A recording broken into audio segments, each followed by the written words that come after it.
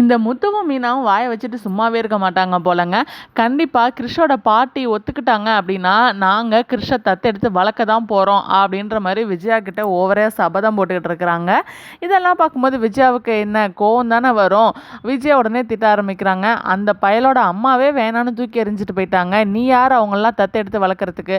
இது என்ன சத்திரமா கண்டவங்களாம் உள்ளே வரத்துக்கு அப்படின்னு நம்ம விஜயாவுமே திட்ட ஆரம்பிக்கிறாங்க.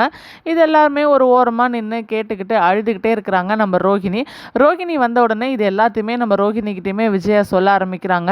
நம்ம ரோகிணி என்ன பண்ணுவாங்க, ஓஹோ கிறிஷோட பாட்டி ஒத்துக்கிட்டா தானே நீங்கள் இதெல்லாம் செய்வீங்க, அவங்க எப்படி ஒத்துக்கிறாங்க நானும் பார்க்குறேன் அப்படின்ற மாதிரி நம்ம ரோகிணி இனிமேல் ஒரு பிளான் தாங்க போட போகிறாங்க.